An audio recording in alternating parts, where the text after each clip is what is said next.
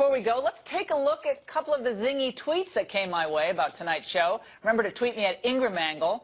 At Southern Beach Girl, she says, "Oh, let felons run for office. They couldn't be any worse than the politicians we have now," Ingramangle. And Dave tweeted, "I've seen many people walking their dogs in grocery stores with homemade service dog outfits. This is a sign of how dishonest our society has become." Up next, Shannon Bream, have a good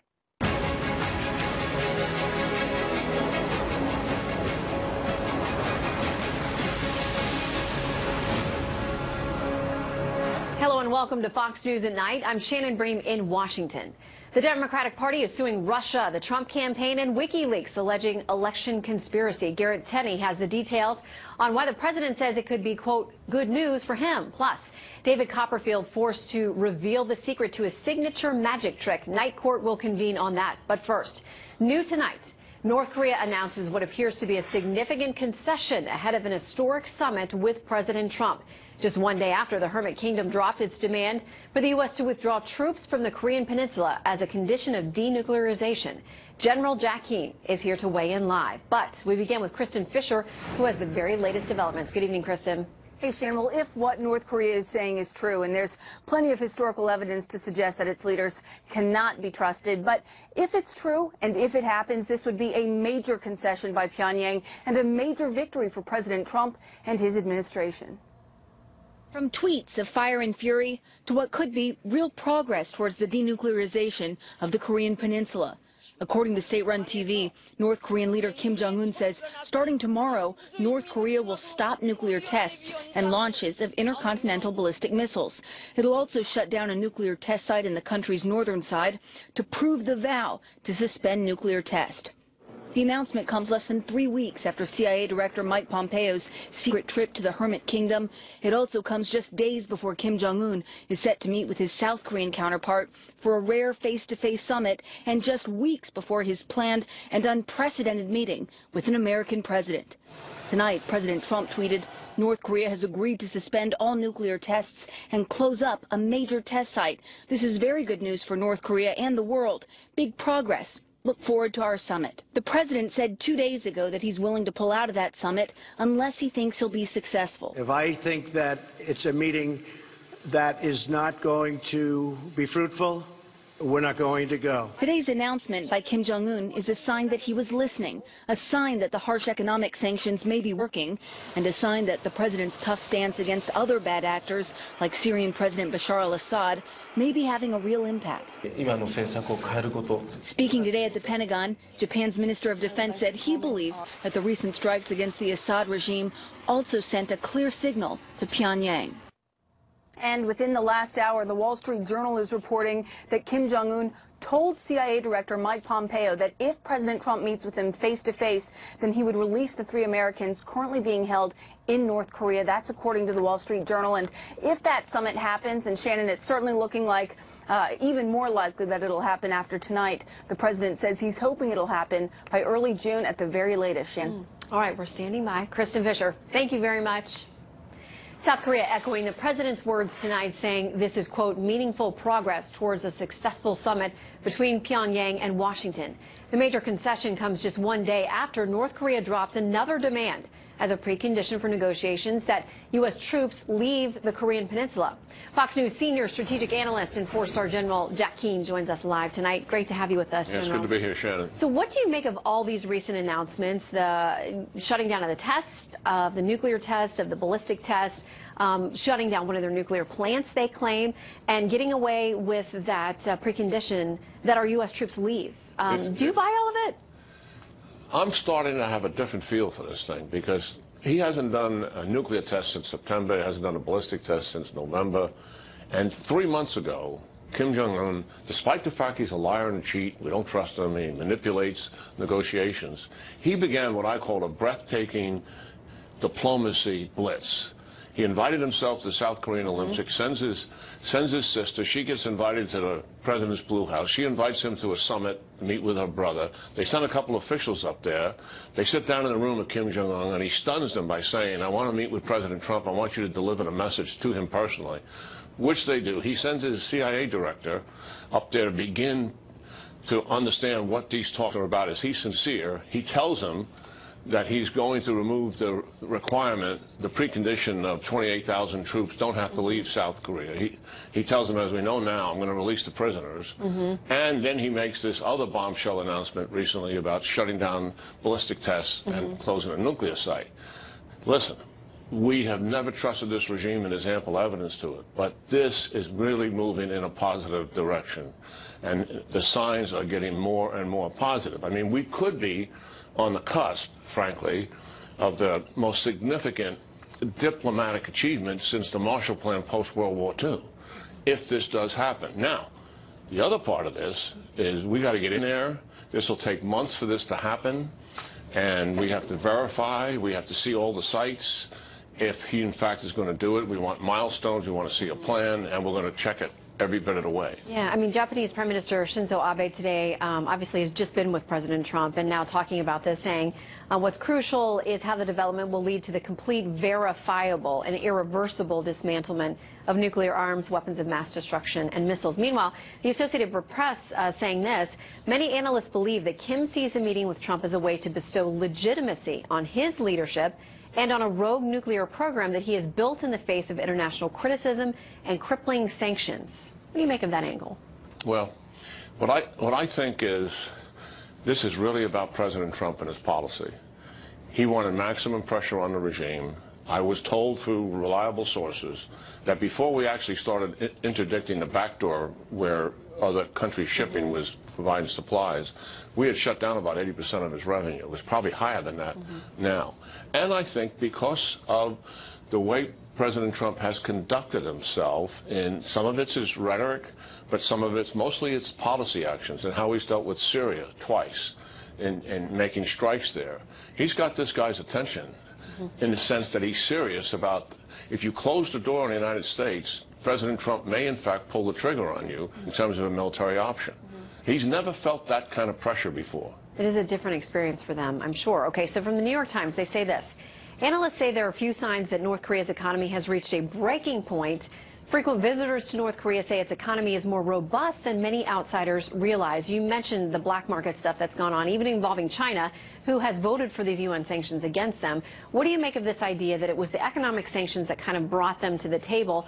Are they as tough as they appear to be from the outside? Do we have a good assessment on that? Well, the past, he's been willing to break the backs of his people before when there were sanctions imposed on him. He doesn't really care about the suffering of his people. I think the other thing that's a factor here that's not in the New York Times article is China. I mean, China, you see what President Xi's ambitions are. He's unveiled them all. He wants to replace the United States as preeminent world power. He wants to dominate and control the entire Indo-Pacific region.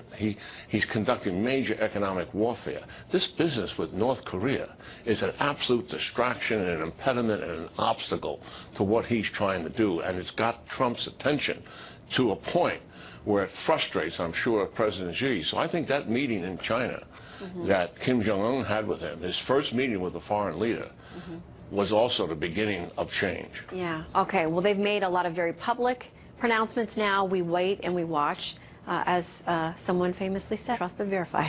Yeah, you got it. General King, great to have you with us. That's great talking to you, Shannon. Thank you so much. All right, the Democratic National Committee filing a far-reaching lawsuit against the Trump campaign, Russian officials, and WikiLeaks, accusing them of conspiring to interfere with the 2016 presidential election. Tonight, the Trump campaign says, bring it on, and warns Democrats they may have made a huge mistake. Garrett Tenney is here to break it all down for us. Good evening, Garrett. Shannon, good evening. The DNC claims this has nothing to do with politics. In fact, they explicitly said this isn't partisan, it's patriotic. They are now seeking millions of dollars in damages over allegations that the Russian government, the Trump campaign, and WikiLeaks engaged in a vast conspiracy to help Donald Trump win the election. In a statement, Chairman Tom Perez said, Russia launched an all-out assault on our democracy, and it found a willing and active partner in Donald Trump campaign. No one is above the law, and the perpetrators of this attack must be held accountable. The lawsuit is primarily in response to the hacking of the DNC email servers. Now, it was based largely on information that's been widely reported in the news and that's come out of court proceedings, so not a whole lot new here. It does target some familiar faces, though, including Donald Trump Jr., Jared Kushner, Paul Manafort, Rick Gates, as well as former Trump advisor George Papadopoulos. The Trump campaign, which is also named in the suit, fired back today saying this frivolous lawsuit is a last-ditch effort to substantiate the baseless Russian collusion allegations by a nearly bankrupt Democratic Party still trying to counter the will of the people in the 2016 presidential election. This civil lawsuit is completely without merit and will be dismissed in due time. Republican lawmakers are also skeptical of the timing, with the midterm elections just a few months away. This is either a fundraising ploy or it's an effort to get people in civil court where you can depose them so they can learn what Mueller's learning, and then they can use it for political purposes. The DNC claims it needed to file this lawsuit now due to the statute of limitations on several of the charges that they're seeking, but they're getting some blowback from some Democratic lawmakers as well, including Missouri Senator Claire McCaskill, who this evening called it a silly distraction. Well, tonight, the DNC's communications director told me they are very confident in their case going forward. I have respect for a lot of those people. A lot of those people are our friends, and especially someone like Claire McCaskill. And we agree with her on a lot of things. I will have to disagree with her and others on this one. The DNC is also pointing out that with this being a civil suit, there is a much lower burden of proof than there is in a criminal case. But we should also point out that civil cases can take years to run their course, particularly given that Special Counsel Robert Mueller's investigation will take precedence here. Shannon? Absolutely. All right, Garrett Tenney, thank you very much. You got it. More from the DNC lawsuit against the Trump campaign. It says that the Russians reached out to various Trump associates anxious to provide incriminating information about Hillary Clinton and, quote, rather than report these repeated messages that Russia intended to interfere with U.S. elections, the Trump campaign and its agents gleefully welcomed Russia's help. Joining me now to talk about it, Mark Lauder, the former special assistant to President Trump, and Julian Epstein, former chief counsel to the House Judiciary Committee for Democrats. Good to see both of you tonight, gentlemen. Thanks for having us. Good evening. Okay, so let's talk about this. Jackie Speier, Congresswoman, actually on CNN said she does not actually think this is a great idea. Here's her reaction to the lawsuit. I actually think this lawsuit is ill-conceived, and I'm not very supportive of it. I think we have a very serious criminal activity underway in this country by the Russians and possibly by those within the Trump campaign, and to make this political is actually the wrong thing to be doing. I mean, the complaint itself, the very first sentence of it says, no one is above the law. It sounds very dramatic, very political, Julian. It does? So what's your reaction? You Are you worried that, yeah, I mean, you know, folks like, it sounds like even Democrats are worried this is going to be seen as just a political partisan attack rather than letting the serious Russia investigations play out in the meantime. Well, I have mixed views on it. I think as a legal strategy, it's a good strategy. There's a reason that Michael Cohen dismissed the lawsuit against BuzzFeed the other day. It's because he doesn't want discovery. And this lawsuit will allow the Democratic Party and the attorneys to go in and do wide discovery. We know there were lots of crimes that were committed, cyber crimes that were committed. We know there were connections. There are connections between the Russians and the Trump campaign. It doesn't mean there was collusion, but we know there are connections. And this is going to open the door for a lot of discovery, not just on what happened in the 2016 election, but before that, because it's written broad enough to allow the case to have discovery with Trump's ties going back with Russia for decades. So as a legal strategy, I think it's good. As a political strategy, I'm not so sure about it, because right now you have essentially 5 points where this investigation is being led, all by Republicans. Mueller is a Republican. Rosenstein is a Republican. The U.S. Attorney's Office in the Southern District of New York is led by Republicans. The FBI is led by a Republican. The Senate Intelligence Committee is chaired by a Republican. These are all people who are participating actively in this criminal investigation, and this lawsuit gives Republicans an opportunity to say this is nothing but politics, which is false. Okay, well, let's bring in Mark here. I want to say WikiLeaks is one of the defendants in this case, is tweeting out tonight saying Democrats are suing WikiLeaks and Julian Assange for revealing how the DNC rigged the Democratic primaries. Help us countersue. We've never lost a publishing case, and discovery is going to be amazing fun. The Republicans, the Trump campaign also answering this issue about they can't wait. They think that it's going to get thrown out, but if it does proceed, there is this issue of discovery. Here's what they say they're looking forward to finding out. How the DNC contributed to the dirty dossier. Why the FBI never got the DNC servers. The DNC conspiracy to nominate Hillary Clinton. DNC collusion with news media. DNC emails, personnel decisions, budgets, opposition research, and more. Mark, it sounds like they're opening themselves up to a lot if this gets to the discovery phase. Absolutely, and I mean, let's be honest. This is a desperate stunt, and even CNN has called it that. The Washington Post called it flimsy. This is nothing more than just a stunt to keep alive the Russia investigation in the minds of their resistance voters. But they also have to look at what's this going to cost them. I mean, this is a party that's bankrupt of leadership, bankrupt of ideas. They're financially bankrupt, and paying a bunch of New York attorney fees is just going to continue to drag them down into a rabbit hole. And discovery goes both ways. Well, Julian, can I just take issue with that? I'm not sure it's desperate. I think the investigation that's being led by Mueller is a criminal investigation. It's accelerating, and it looks like it's going into things like obstruction of justice. So I'm not sure how somebody can say it's desperate. I don't think the investigation is petering out. The American people, by a factor of 2 to 1, think that Mueller's investigation is very important and ought to go forward. And there's a strong underlying legal basis. We know there were crimes that were committed. We know that when Donald Trump Jr. and Paul Manafort and Jared Kushner were offered a meeting with who they believed were emissaries of the Russian government carrying dirt on Hillary Clinton, they willingly took that meeting. Well, so Julian, to say you know that they characterize that meeting very differently, and their accounting of it that is constantly repeated is just false. I mean, we know Democrats that Trump Jr., we know Manafort, and we know Kushner all wanted to meet with Russian representatives to get dirt on Hillary Clinton. So the idea there was no collusion, they're all named in this lawsuit, and they will have to answer that. But quick final word to you, Mark, as they have denied much of what Julian just outlined. Well, I mean, let's just remember that even the propaganda arm of the Democratic National Committee and the liberal media are all saying this is a stunt. They see right through it, and so I'm very confident in this. And let's also not forget that just yesterday we heard reporting that the special counsel and the prosecutor in New York have informed the president he's not a subject of these investigations. So it's been proven over and over again after 14 months, thousands of documents, hundreds of hours of interviews. There is no collusion. There hasn't been any collusion. And the fact is the Russians and the Trump campaign did not keep Hillary Clinton from going to Wisconsin. We're going to have to leave it there, and we all everyone on both sides of the aisle and everywhere in between await that Mueller investigation and the final analysis. Mark and Julian, thank you both very much. Tonight we're getting reports from the Washington Post that Attorney General Jeff Sessions told the White House he might have to leave his job if President Trump fired Deputy Attorney General Rod Rosenstein. He reportedly said that during a phone call with White House counsel Don McGahn.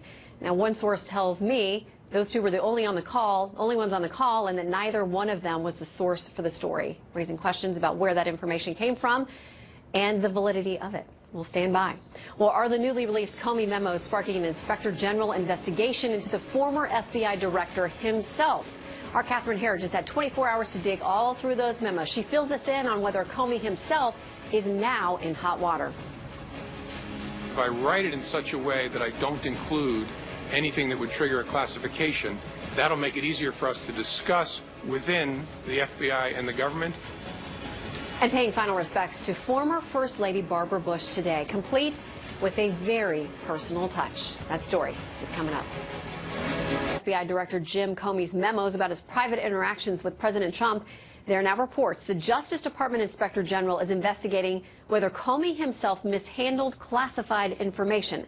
Fox News Chief Intelligence Correspondent Catherine Herod has details. Catherine?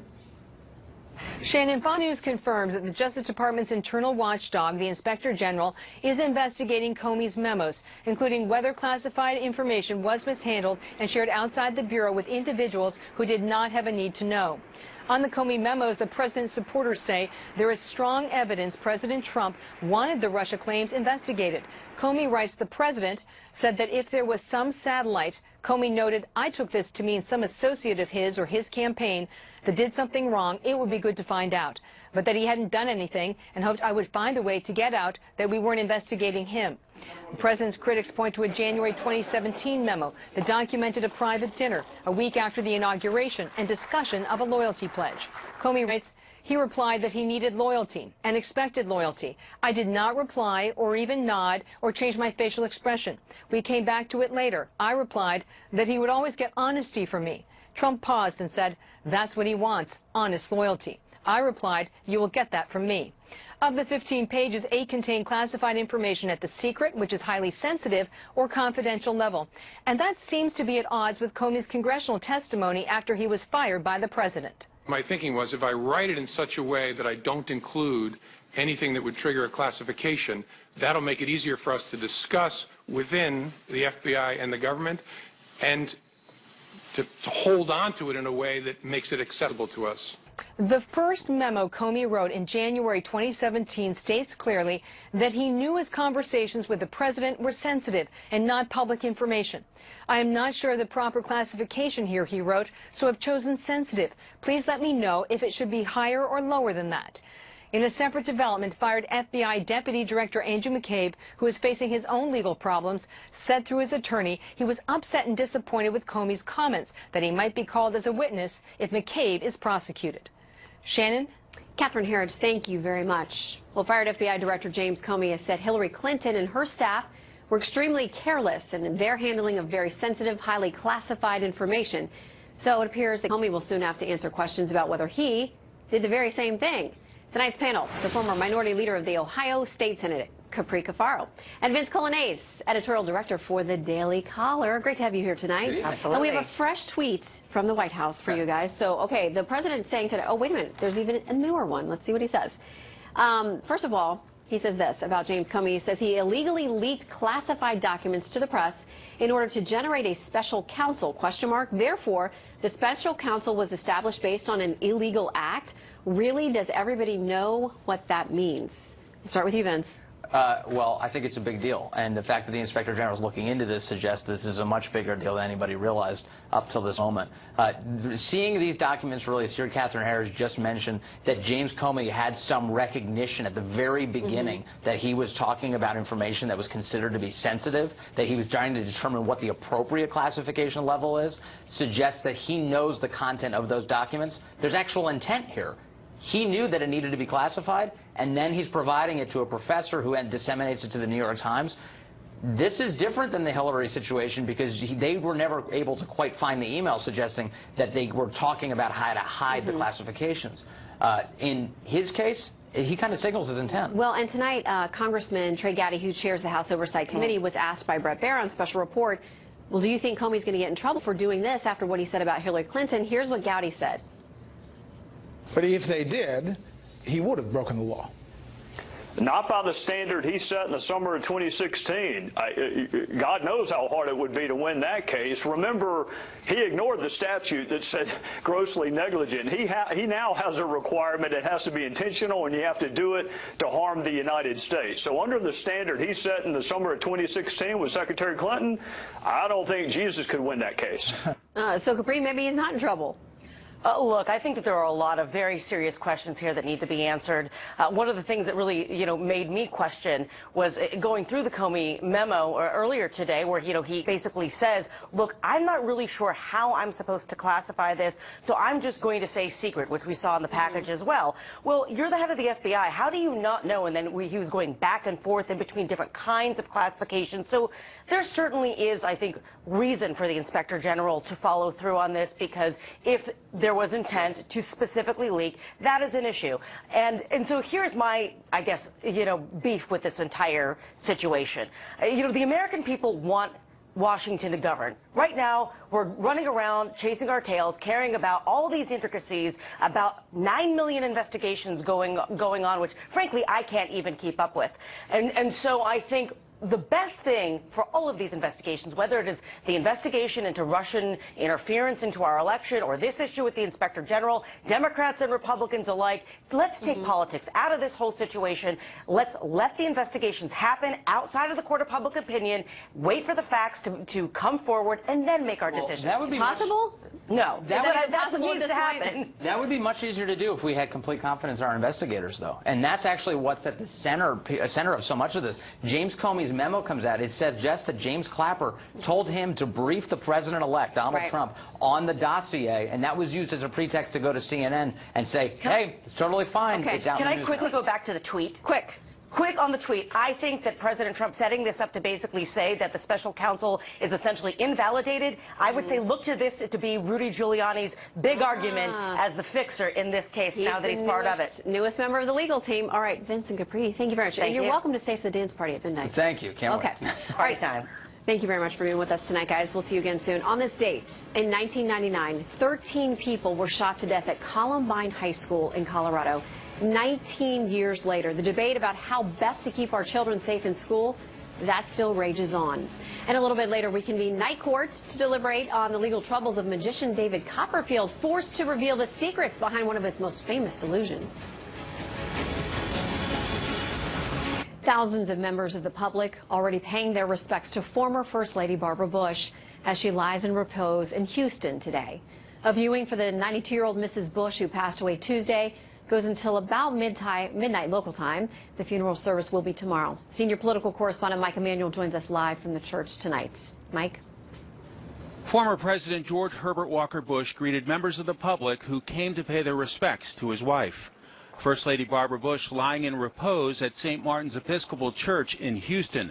Some of the many who turned out say they felt a special connection to Mrs. Bush. Wherever she planted her roots, she bloomed and blossomed things around in and around her, and she was an inspiration. She loved our country. She gave so much. She helped so many people. Those who knew her well remembered her too. She said, you know, every day we should try to schedule something that helps others. Tomorrow's funeral is expected to include 1,500 invited guests, including 4 former presidents and First Lady Melania Trump. Her son, former Florida Governor Jeb Bush, will be the family member delivering a eulogy in what's expected to be a 90-minute service. It takes a world of differences to make a difference in our world. In the city the former president and First Lady have called home since leaving the White House in 1993, there was a celebration of her life last night.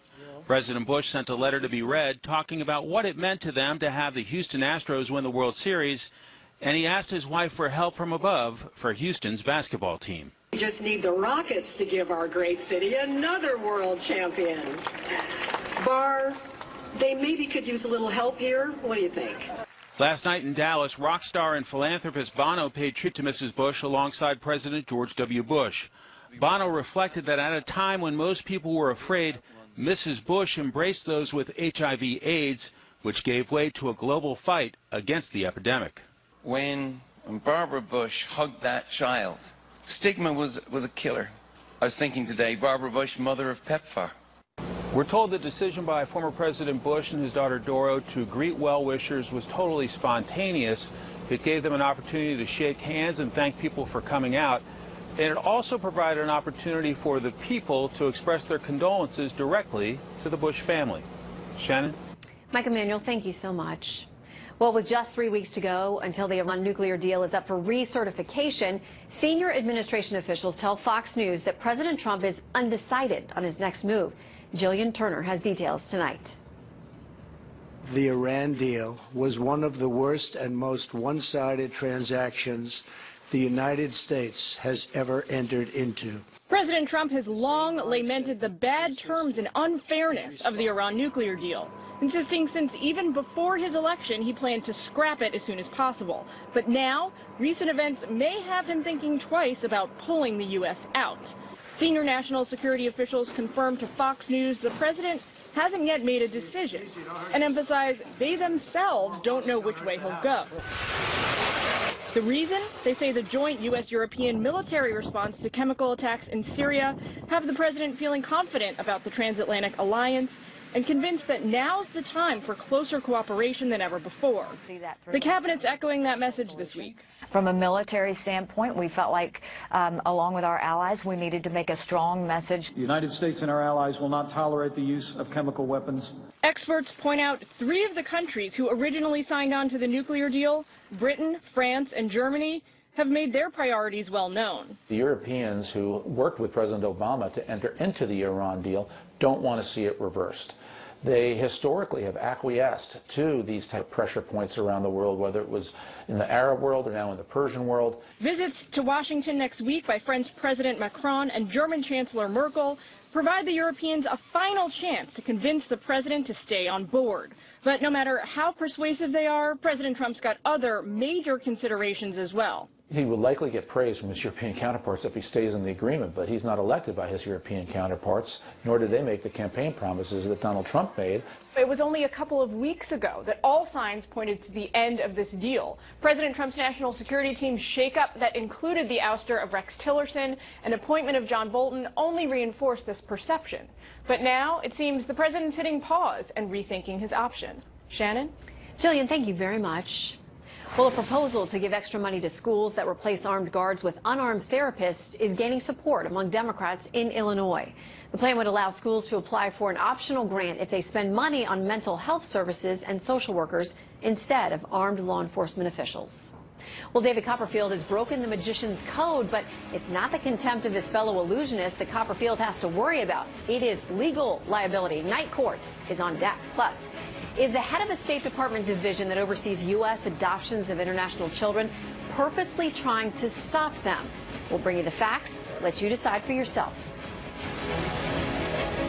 Jurors in a Vegas courtroom are getting a rare behind-the-scenes look at David Copperfield's disappearing act. He's been forced to reveal the secrets behind the trick as part of a trial involving an audience participant who says he was hurt during the illusion. Trace Gallagher's got our story. Trace? Shannon, the British man who filed the lawsuit is 58-year-old Gavin Cox. He's a former chef at a well-known London club that once hosted the Queen Mother. It was during a birthday trip to Vegas in 2013 where Mr. Cox attended the David Copperfield show at the MGM Grand Hotel. Cox was among the audience members selected for Lucky 13. That's a famous Copperfield illusion where 13 audience members appear to vanish. Except now we know that when the big curtain comes down, stagehands replace the audience members in the chairs on stage, and the Lucky 13 are taken out a back door and led through the bowels of the MGM Grand. They go down alleys, around corners, even through a kitchen until, voila, they magically appear in the back of the theater. But Gavin Cox claims during that secret trip, he fell, dislocated his shoulder, and hit his head. He says the hotel was under construction at the time and he tripped over debris. The hotel and the show say the pathway was clear, but on the witness stand, the show's executive producer did acknowledge that participants are told nothing. My question was, no time are they told what they have to do or where they're going before they start this illusion? Before they said no. David Copperfield refused to accept responsibility, testifying in a very soft voice that he'd gone down the path 10 minutes earlier and it was clear.